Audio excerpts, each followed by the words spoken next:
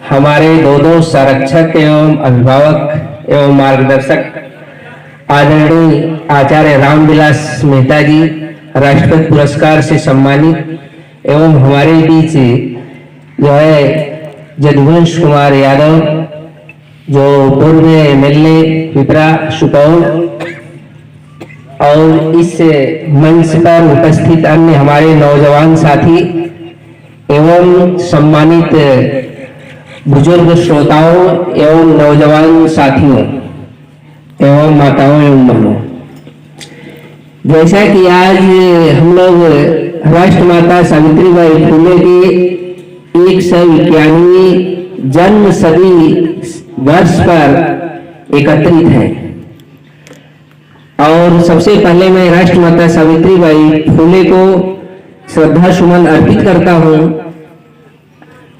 और आप लोगों के अंदर ये तमाम सवाल पैदा होते होंगे कि आखिर ये राष्ट्रमाता सावित्री फुले बाई कौन है और इनके पति राष्ट्रपिता ज्योतिराव फुले। अगर मैं राष्ट्रपिता ज्योतिराव फुले और राष्ट्रमाता सावित्रीबाई फुले दो नामों का उद्बोधन मैं आप लोगों को कर रहा हूं तो आप लोगों के अंदर ये जायज सवाल पैदा होता होगा कि इस देश में महात्मा जैसे, गांधी जैसे, मोहनदास करमचंद गांधी जैसे लोग राष्ट्रपिता तथा कथित जो माने जा रहे हैं, तो फिर ये दूसरे राष्ट्रपिता ज्योतिराव फुले और राष्ट्रमाता सावित्रीबाई फुले कैसे आ गए? जायज है आप लोगों के अंदर सवाल पैदा होगा। तो साथियों मैं ये बताना चाहता हूं कि हमारे समाज के जो लोग हैं, बहुसंख्यक जो पिछड़े वर्ग से लोग हैं, दलित समाज के हैं और अल्पसंख्यक धर्म परिवर्तित अल्पसंख्यक लोग, स्पेशली जो मुस्लिम समाज के लोग हैं, ये सारे लोग जो है इस समाज में सामाजिक, आर्थिक, शैक्षणिक, राजनीतिक हर क्षेत्रों में इनका पिछड़ापन क्यों है? इस पर भी एक अहम सवाल पैदा होता है। अगर 15 अगस्त 1947 वास्तव में हमारे आजादी का आंदोलन था तो उस 74 वर्ष बीत जाने के बाद भी जब भारत की आबादी, जब पाकिस्तान भी नहीं बटा था तो 40 करोड़ थी, 40 करोड़ में जो है 17 लोग जो है भूखमरी, 17 करोड़ लोग भूखमरी के शिकार थे जिनको 1 जून का खाना मिलता था। तो आज 74 वर्षों में किसने इस देश में 85 करोड़ लोगों में भूखमरी बेरोजगारी पैदा की और इस देश में पैदा करने वाले कौन लोग हैं? इस पर भी आपको बड़ी ही गंभीरता से सोचने की जरूरत है।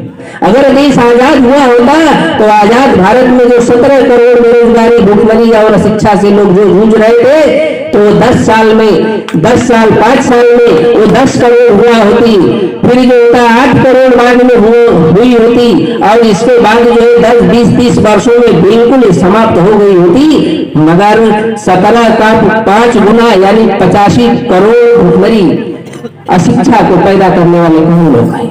इसका मतलब अभी हमारे हीरानंद केसरी साहब है, जैसा कि इन्होंने चर्चा किया कि हम जो है कि गांधी दर्शन के बारे में बहुत से नवोदय विद्यालय में गए, सर ने जैसे रेफरेंस बताया तो मुझे याद आया कि वो 6-7 साल पहले हमारे नवोदय विद्यालय सुपौल में भी गए थे। तो चूंकि हम लोग ये आंदोलन चला रहे थे, चूंकि गांधी का जो सिद्धांत था और चरित्र दोहरा था, उसको हमारे समाज के पढ़े लिखे लोगों को गांधी का रियल चरित्र आज भी पता नहीं चला है और छुपाया गया है। इसलिए मैं दावे के साथ मैं डिबेट करने के लिए कहता हूं कि जो अपने को इंटेलेक्चुअल समझते हैं ना, गांधी के किसी भी मुद्दे पर आकर के कर रहे हैं, चैलेंज करता हूं मंच से और वो भी हजारों लोगों के बीच में करता हूं, क्योंकि गांधी जी वास्तव में राष्ट्रपिता बनाया गया वो थे नहीं। अगर इस देश में गांधी जैसे लोगों की वजह से इस देश में बेरोजगारी, भुखमरी, गरीबी पैदा हुई है ना, तो उसके पीछे गांधी और गांधी का Poona pact. What is the Poona pact? हमारे एमपी एमएलए और पढ़े लिखे लोगों को भी पूना पैक्ट कितना घातक समझौता है उसके बारे में नहीं जानते। साइमन कमीशन का विरोध गांधी ने क्यों किया? क्योंकि साइमन कमीशन पिछड़े जातियों, दलितों के लिए, मुसलमानों के लिए, सभी लोगों को संख्या के अनुपात में हिस्सेदारी देने के लिए आया था। मगर गांधी, नेहरू और कांग्रेस कंपनी के लोगों ने विरोध किया, क्योंकि वो भारत में इस देश के 85% बहुसंख्यक लोगों के हक अधिकारों के विरोध में आंदोलन चला रहे थे। कांग्रेस के लोग और गांधी भी शामिल थे। और बहुत सी बातें लंदन के राउंड टेबल कॉन्फ्रेंस में यदि मुसलमानों ने साथ अम्बेडकर का नहीं दिया होता और गांधी विरोध कर रहे थे, वोट देने का भी अधिकार नहीं होना चाहिए। ओबीसी, एससी, एसटी को, शूद्रों को वोट देने का भी अधिकार नहीं होना चाहिए और किसी भी तरह का अधिकार नहीं मिलना चाहिए। वो विरोध कर रहे थे। मगर राउंड टेबल कॉन्फ्रेंस की गांधी की शैतानी जो चल रही थी, उसके बारे में आज तक सही इतिहास में नहीं लिखा गया, न लोगों को बताया गया। सिर्फ कहने के लिए गांधी जो सत्य हिंसा का करते थे, सारा का सारा डू और डाई, एक महात्मा आदमी डू और डाई करने और मरने की इजाजत दे रहा है, तो क्या यह जो है हिंसावादी चरित्र हो सकता है क्या? अब क्यों? इसके पीछे बहुत कारण है। इसलिए मैं इस पर अभी चूंकि राष्ट्रमाता सावित्रीबाई फुले का है जन्मतिथि बस, इसलिए मैं उस पर अभी नहीं जानना चाहता। बहुत सी ऐसी बातें हैं, तो इस चीज को समझने की जरूरत। मैं अभी लिखने का भी काम कर रहा हूँ और इस पर मैं बहुत से साइमन कमीशन से लेकर पूना पैक्ट और सारे मुद्दों पर मैं काम भी कर रहा हूँ, ताकि आप हमारे समाज के सामने गांधी का रियल चरित्र जो है आ जाएगा और गांधी, नेहरू, कांग्रेस से भी कहा जाएगा।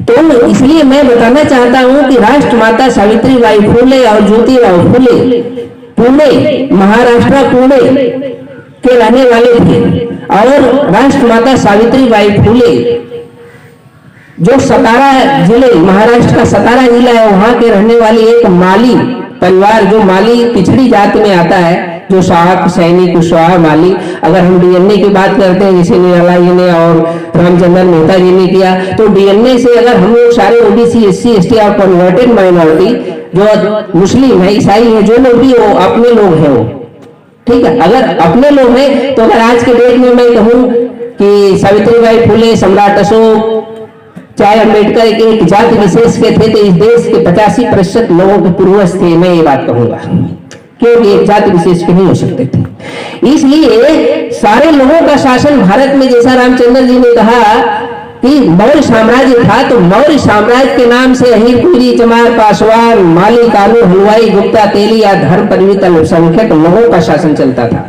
मौर्य साम्राज्य के नाम से चलता था। मौर्य साम्राज्य में सम्राट अशोक सबसे बड़े ताकतवर राजा हुए पूरी दुनिया में, लेकिन उसको सत्यानाश करने वाले ब्राह्मण, मौर्य राजवंश के 10वें राजा बृहद्रथ की हत्या करने वाला पुष्यमित्र शुंग नाम का ब्राह्मण था, जिसने अपने राजा की हत्या किया। वो कौन था? वो ब्राह्मण था। और वही आज के डेट में राम है। वाल्मीकि रामायण का काल्पनिक नाम उसका राम है, मगर ऐतिहासिक नाम उसका जो है पुष्यमित्र शुंग है, जिसने मौर्य साम्राज्य का खात्मा करके भारत में शुंग वंश की स्थापना किया, यानी ब्राह्मण वंश की स्थापना किया। और सम्राट अशोक के समय में मौर्य साम्राज्य में जो जाति व्यवस्था नहीं थी, अहीर कोई चमार पासवान नहीं था, सारे लोगों की शादियां भी एक में होती थी। इसलिए डीएनए मिलता है ना। अगर डीएनए क्यों मिलता है? ऐसे ही थोड़ा मिल जाता है। डीएनए से आपका किसी का भी संतान हो, किससे पैदा हुआ है तो पता चल जाएगा, हड्डी से पता चल जाएगा 50,000 साल पहले आपके पूर्वज कौन थे, बाल से पता चल जाएगा। इससे बड़ा तो साइंटिफिक हो ही नहीं सकता। तो आज इस बात को जो होता है कि राष्ट्रपिता ज्योतिराव फुले, सावित्रीबाई फुले जानते थे। अगर आप सोच लीजिए कि 1827 में पैदा होने वाले ज्योतिराव फुले और 1831 में पैदा होने वाली सावित्रीबाई फुले, अगर ये इस बात को जानते थे, और मैं समझता हूँ इतिहास के तथ्यों के आधार पर मैं बात कर रहा हूँ, कोई काल्पनिक बात नहीं कर रहा हूँ, कि राष्ट्रपिता ज्योतिराव फुले भारत के पहले जो है मैट्रिक पास पिछड़े समाज के पहले व्यक्ति अगर भारत के इतिहास में थे तो ज्योतिराव फुले थे, जिसने स्कॉटिश मिशन से जो होता है कि मैट्रिक पास किया था। वो भी उनको पढ़ने की इजाजत नहीं थी, पढ़ने की इजाजत नहीं थी। और तब जो अंग्रेजों का समय था, उनके राजमहलों में जो है घरों पर आवास पे जो है कि फूल का काम जो है कि फूल देने का काम गोविंद राव फुले जो है ज्योतिराव फुले के पिता करते थे। ठीक है। तो वो छोटे बच्चे थे, 10 साल 11 साल के थे, 5-6 साल के थे, तो राजघरानों में आने जाने का काम करते थे अंग्रेजों के समय में। तो वो कहते थे कि इस बच्चे को पढ़ाते क्यों नहीं। तो उनके पिता कहते थे कि इस देश में पेशवाई शासन है। पेशवाई शासन मतलब ब्राह्मणों का शासन पुणे में, और वर्ण व्यवस्था के अनुसार, मनुस्मृति के अनुसार शूद्रों को, शूद्र मतलब आज के डेट में ओबीसी होता है, अति शूद्र मतलब SC ST होता है, अछूत जिसको बोलते हैं, SC ST अछूत, और शूद्र जिसका छुआ खा सकते हैं, यानी शूद्र मतलब सेवा करने का अधिकार। अहिर का काम दूध देना सवर्णों को, कोयरी का काम सब्जी देना, नाई का काम बाल बनाना, कुम्हार का काम बर्तन पहुंचाना। जाति व्यवस्था के अनुसार सेवा करने का काम इन शूद्रों को था। इसलिए रामायण गीता महाभारत जितना आप लोग पढ़ते हो ना, खाली आप लोग पढ़ते हैं, मगर आप लोगों को कदम कदम पर गालियां दी गई है शूद्रों को। आप लोगों को गुलाम बनाने का षड्यंत्र वेदों पुराणों रामायण गीता महाभारत में रचा गया, जिन्होंने ब्राह्मणों ने षड्यंत्र के तहत रचा, और लाखों हजारों साल पहले की बात करता है। और सब पुष्यमित्र शुंग ने जब क्रांति 2200 साल पहले किया, मौर्य साम्राज्य का खात्मा किया, इसके बाद रामायण गीता महाभारत सारे धर्म ग्रंथ लिखे गए, सारे धर्म ग्रंथ बाद में लिखे गए। मगर ये बेवकूफ बनाता है कि लाखों हजारों साल पहले वेद पुराण लिखे गए। पुराणों जो 18 पुराण है, पुराणों में जो है वो कबीर का वर्णन मिलता है, रामानंद का वर्णन मिलता है, यहाँ तक कि अंग्रेजों का भी वर्णन मिलता है। भले तुम्हारे हजारों साल पहले लिखे गए, तो अंग्रेज, कबीर, तुलसी 500 साल पहले पैदा हुए मुसलमान पीरियड में, तो उनका नाम कैसे आ गया? हजारों करोड़ों साल पहले लिखे गए तो है। 5,000 साल पहले जो है कि 5,000 से जो है कि लिपियां मिलती है दुनिया में लिखने की। इसके पहले लोग ओरल बोलते थे, जो भी भाषा रही है, कैसे लिख दिया गया तुम्हारा? तो सारा बेवकूफ बनाने का धंधा है, क्योंकि हमारा पढ़ा लिखा लोग जो है इस बात को समझने की कोशिश नहीं करते, तर्क नहीं करते, भक्त बन जाते हैं। इसलिए आपको सवाल करना चाहिए, क्या वास्तव में ऐसा था? अगर नहीं था तो क्या था? फिर क्यों था? किसने बनाया, किसने लिखा? क्या हमारे पूर्वजों ने लिखा? अगर हमारे पूर्वजों ने नहीं लिखा तो किसी ने लिखा, तो हमारे विरोध में लिखा तो किसने लिखा इसको? तो ये सवाल पैदा होना चाहिए। जब ज्योतिराव फुले को भी जो है कि पढ़ने की इजाजत नहीं थी, तब उन्होंने कहा तो स्कॉटिश मिशन में तो कम से कम नाम लिखा दो, ब्राह्मण नहीं पढ़ने देते हैं स्कूलों में। तो स्कॉटिश मिशन जो ईसाई मिशनरीज का स्कूल था, तो ज्योतिराव फुले को उसमें जो होता है कि पढ़ने के लिए उनके पिता ने डाला, वहां से उन्होंने जो है कि हाई स्कूल की परीक्षा पास किया। और जैसा कि बताया 13 साल की उम्र थी ज्योतिराव फुले की, शादी हो गई थी, बाल विवाह था। 9 साल की उम्र में सावित्रीबाई फुले से उनका विवाह हुआ था। मगर 13 साल के बाद एक घटना घटित होती है कि ज्योतिराव फुले जैसे लोग पढ़े लिखे होने के बावजूद भी 10वीं कक्षा पास कर चुके थे, मगर वो एक अपने ब्राह्मण मित्र के साथ जो है बारात में गए थे। एक घटना घटित होती है, बारात में गए थे, माली थे तो पगड़ी अपना बांधते थे ज्योतिराव फुले, तो गए थे। तो जब उनका मित्र इनवाइट किया था, तो वो एक मित्र की हैसियत से गए थे उसमें। तो जब वो गए थे तो ब्राह्मण पूरा चल रहे थे और यह साथ में चल रहे थे, पगड़ी बांधे हुए, तो इनकी पहचान तो हो गई, ब्राह्मणों में तो छिप नहीं सकते हैं। तो पता लगा कि ये जो होता है माली है, शूद्र है, और यह ब्राह्मण की बारात में कैसे आ गया। तो कानाफूसी होने लगी। तो ज्योतिराव फुले ने कहा अपने मित्र से कि देखो भाई, ये हमें जाने दो, अब हम नहीं रह पाएंगे। धक्के मार करके ज्योतिराव फुले को वहां से निकाल दिया गया। 1840-42 की बात है। उस जमाने में उनको धक्के मारकर एक पढ़ा लिखा आदमी जो इंग्लिश बोलता हो, जात व्यवस्था के कारण इतना वेल क्वालिफाइड आदमी हो, उस समय का 1840 का हाई स्कूल किया हुआ का मायने होता है टॉप क्लास की इंग्लिश बोलते थे, लिखते थे, मराठी भी जानते थे। तब उन्होंने सोचा कि अंग्रेज इस देश में जो है हम लोगों के लिए अच्छे हैं। और उनके पिता गोविंदराव फुले ने कहा कि अच्छा है कि अंग्रेजों का शासन है, नहीं तो तुम्हारा सर कलम कर दिया जाता कि ये बच गए, ये तो खाली धक्के मार के निकाल दिया, ये अंग्रेजों का शासन है। इसलिए तब ज्योतिराव फुले के सामने एक समस्या पैदा हुई।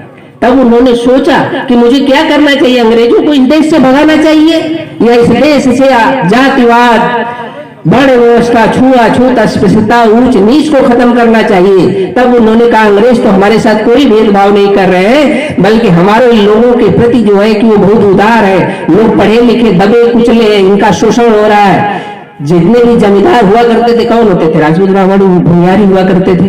भारत में पूरे ओबीसी के तो 2 ही राजा थे, एक कोल्हापुर रियासत के छत्रपति साहू जी महाराज शिवाजी के वंशज जो ओबीसी के कुर्मी जात के थे, और दूसरा जो है बड़ौदा महाराज सयाजी गायकवाड़ ओबीसी के थे। ये 2 ही तो पूरे भारत में थे।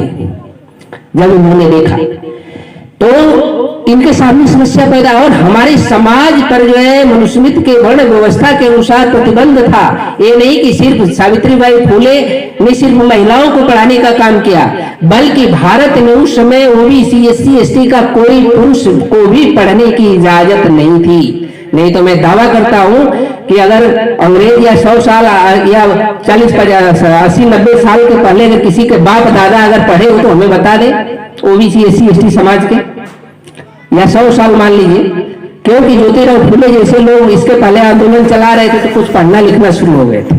और जो आज आप बांग्लादेश समझते हैं, तो बांग्लादेश में जो है गुरुचांद और हरिचांद ठाकुर जो ओबीसी समाज के थे लोग, ज्योतिराव फुले से पहले 1817-18 में वो भी जो है कि हमारे समाज को पढ़ाने के लिए एक आंदोलन चला रहे थे। कई प्राइमरी स्कूल भी उन लोगों ने खोले थे। इसलिए आप अपने इतिहास को नहीं जान पाइए, इसलिए विभाजन के बाद उसको बांग्लादेश को पाकिस्तान में दिया गया। और पाकिस्तान को क्यों दिया गया विभाजन में? क्योंकि आपके 5000 साल पहले की सिंधु घाटी सभ्यता की परंपरा का इतिहास आपके बाप दादाओं का पाकिस्तान में है। आज जो सिंधु घाटी सभ्यता है, इसलिए दे दो तो प्रेरणा का स्रोत खत्म हो जाएगा। इसलिए बड़ा दाव पेच के अनुसार विभाजन किया गांधी, नेहरू और कांग्रेस के लोगों ने। साथियों, बार बार कहा जाता है कि देश का विभाजन जिन्ना ने मुसलमानों ने किया, ये बिल्कुल गलत और झूठी बात है। देश का विभाजन मुस्लिम लीग मुसलमानों ने जिन्ना ने नहीं किया, देश का विभाजन गांधी, नेहरू और कांग्रेस ने किया। यानी उस कांग्रेस के पीछे जितना भी लोग थे, ब्राह्मण थे कांग्रेस में, ब्राह्मणों ने देश का विभाजन किया। आज इसे हमारे पूर्वजों के पूरे इतिहास को खत्म करने का षड्यंत्र है। और एक चीज जो होता है कि ज्योतिराव फुले जानते थे, ज्योतिराव फुले ने गुलामगिरी किताब लिखी। उस किताब में उन्होंने लिखा कि ये ब्राह्मण है, आर्यंस है, ईरान से आए हुए हैं। ये ज्योतिराव फुले अपना गुलामगिरी 1873 में जो किताब लिखते हैं, उनकी किताब जो होता है कि मास्को रशिया में जाती है, गिफ्ट जाती है वहां के आंदोलनकर्ताओं को, अमेरिका के वाशिंगटन में जाती है उनकी गुलामगिरी, प्रेरणा के स्रोत मजदूरों को वहां के। और वो 1873 में ज्योतिराव फुले किताब लिखते हैं, उसमें लिखते हैं कि आर्य है, अनार्य हम लोग हैं, अनार्यों के पूर्वजों को ही असुर राक्षस दैत्य कहा गया है। भाइयों, देवता और जो राक्षस है, राक्षस हमारे पूर्वजों को घोषित किया गया। आप लोग जाना कितना रामायण गीता महाभारत पढ़ते हैं, हमारे पूर्वज असुर राक्षस दैत्य घोषित किया गया। और ज्योतिराव फुले ने उस किताब में लिखा कि आर्य माने ब्राह्मण उच्च जातियां, ये बाहर से आए हुए विदेशी। ज्योतिराव फुले के पास उस समय डीएनए रिपोर्ट नहीं थी, मगर 1873 में अगर 50 साल पहले अगर वो लिख रहे हैं तो क्या कोई मामूली विश्लेषक थे? कितने बड़े इन्वेंटर्स थे, आविष्कारक थे। और सावित्रीबाई फुले को जब देखा कि हम दोनों लोगों ने देखा कि जब हम कुछ कर नहीं सकते, हमें स्कूल कॉलेज खोलना चाहिए। और इस देश में जो है ओबीसी एससी एसटी और माइनॉरिटी कौन, जो आपका दुनिया है, अंसारी है, मोमिन है, सब कोई चमार से कन्वर्टेड लोग हैं, आप जो लोग हैं, इस बात को समझ जाना। डीएनए रिपोर्ट है, मिलता है। हमने सुपौल में पूछा, कुछ जो होता है कि मुस्लिम सब्जी बेच रहे थे, तो हम बेच रहे थे कि तुम सब्जी बेच रहे हो, सब्जी बेचने का काम तो कोई भी नेता करता है, आप क्यों कर रहे हो? तो बोला कि सर हम लोग मुस्लिम है, हमका मुस्लिम हो तो मुस्लिम तो नहीं बेचता है। तो बोला सर हम लोगों के बाप दादा पहले हिंदू थे, सब्जी बेचते थे पहले। तो हम समझ गए कि वो सब कोई है, कुल्ला में मोमिन अंसारी सब कोई भी कुल्ला, हाँ भाई वही है। और आप उनको अलग समझते हो, उनको भी जो है कि मुसलमान के नाम पर आपके ही भाइयों को जो है कि शिक्षा, बेरोजगारी, भूखमरी, गरीबी पैदा करके मारा जा रहा है। और आपको हिंदू बनाकर और दोनों को हिंदू बनना मुस्लिम कहकर आपस में ही अपने डीएनए को लड़वाया जाता है। आपस में खून का रिश्ता है, नहीं तो मिला करके देख लेना।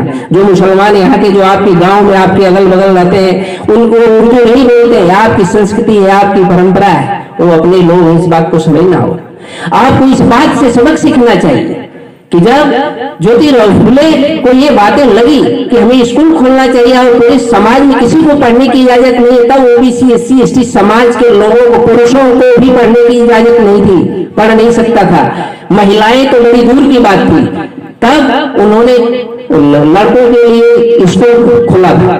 तो 1 जनवरी 1848 में ज्योतिराव फुले ने पूना के बेगमपेट में, बुधवार पेट में पहला स्कूल खोला था, जिसमें वह पहली जो है कि 8 लड़कियां जो की गई, मतलब सभी के लिए खोला गया था और लड़कों को भी पढ़ने के लिए। तो जानते थे कि हमारे लोग कामगार है, काम करने वाले लोग हैं, तो उनके लिए जो है कि वह दिन में तो मिलेंगे नहीं, भूखमरी है, गरीबी है और जमींदारों का शोषण है।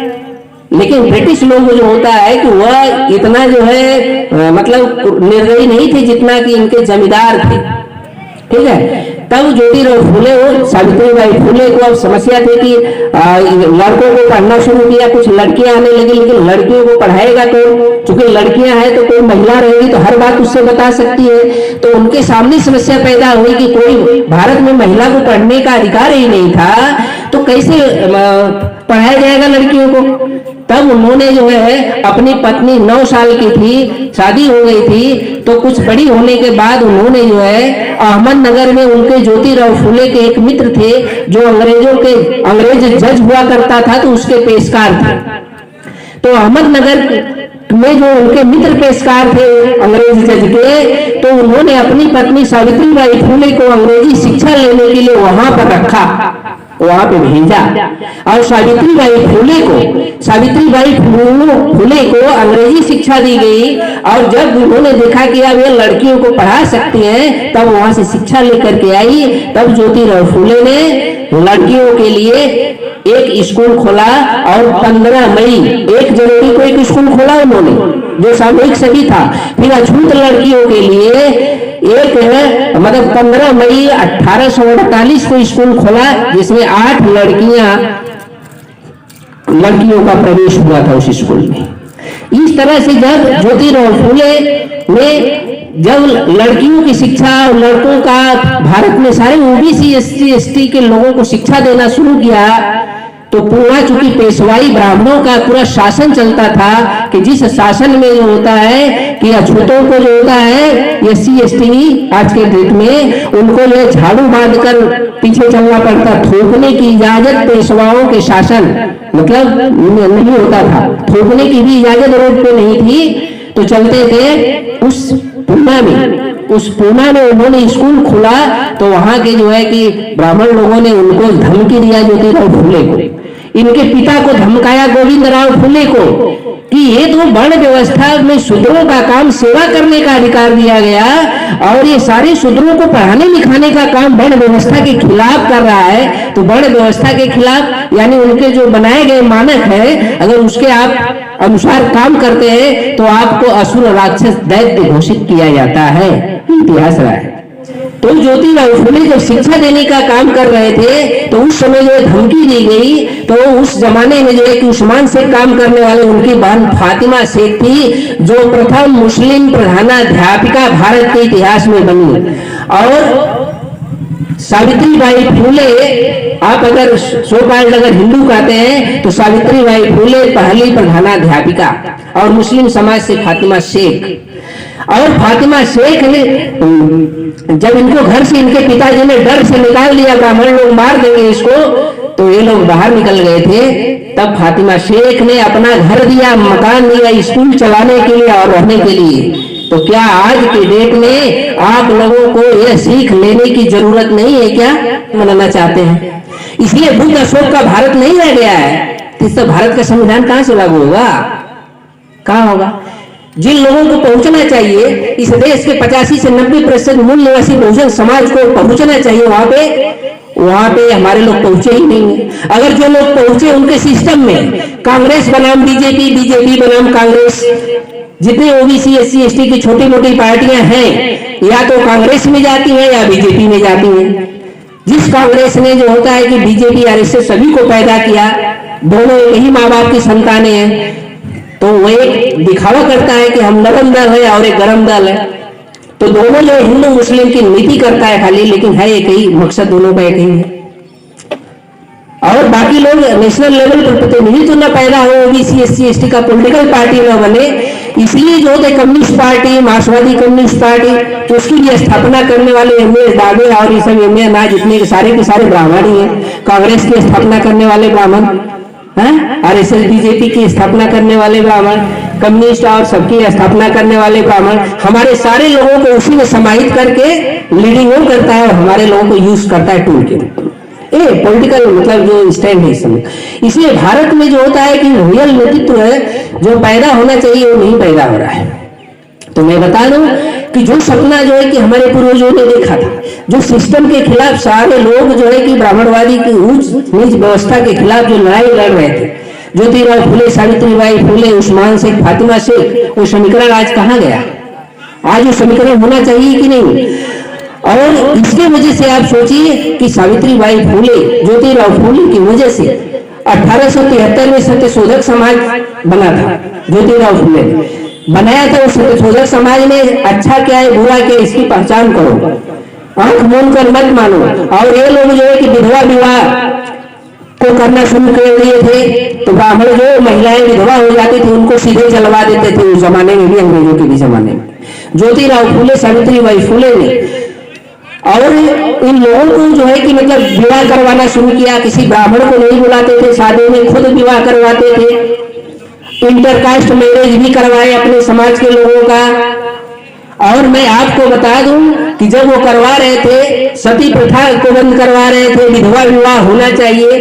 अगर 9 साल की उम्र में शादी होती थी, 10 साल बाद अगर पति मर गया और गौना होता था, 18-19 साल की लड़की थी, या तो जिंदा जला दिया था, उसके सारे बलात्कार होता था, यही होता था। इसलिए देवदासी प्रथा मंदिरों में थी, खूब चलता था ब्राह्मण लोगों का।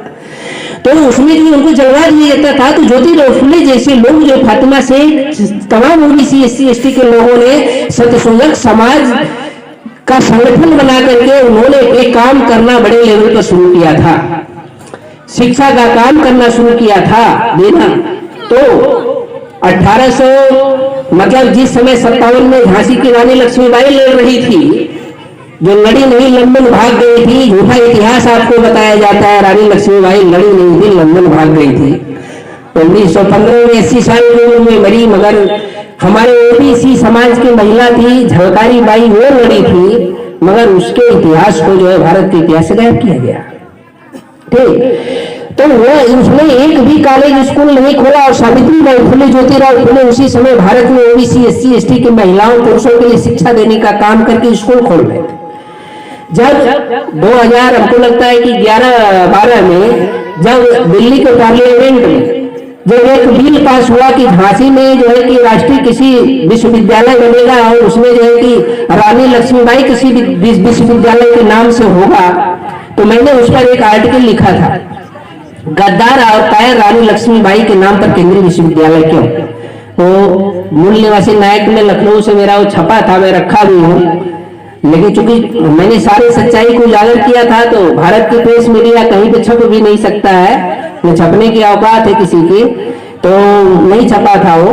तो मैंने पूरा उजागर किया कि कैसे हुआ जो होता है, गोला बारूद बल्कि अंग्रेजों को दिया उसने और भाग गई और उसको लड़ाई मरवाई, मर गई और नाम उसका हुआ कि रानी लक्ष्मीबाई सही हुई झूठा।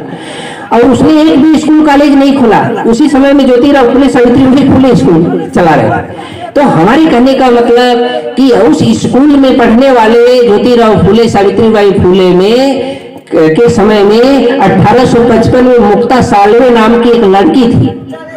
वह सवाल करती है, तीसरी कक्षा में 12-13 साल की लड़की है वो पढ़ने वाली, वो सवाल करती है, ब्राह्मणों तुम्हारा और हमारा धर्म एक कैसे हो सकता है, जबकि हमें वेद शास्त्र पढ़ने की मनाही है और तुम पढ़ते हो लेकिन हमें मनाही है, तो तुम्हारा धर्म और हमारा धर्म एक कैसे हो सकता है। तो मेरा ये सवाल है आज के लोगों से, ब्राह्मण धर्म, हिंदू धर्म ब्राह्मण धर्म, तो ब्राह्मण भी हिंदू है, अपर कास्ट भी हिंदू, फिर ओबीसी एससी एसटी हिंदू है, आप भी हिंदू है, तो आपके साथ अभी कोई चमार पासवान का भेद क्यों। मुस्लिम में होता है तो शादी विवाह सब होता है, कोई किसी का विरोध नहीं करता है। फिर आरक्षण का विरोध कोई मुसलमान ईसाई करता है आपका, ओबीसी एससी एसटी के आरक्षण का विरोध कौन करता है, सवर्ण जातियां कर, दूसरा तो कोई करता नहीं।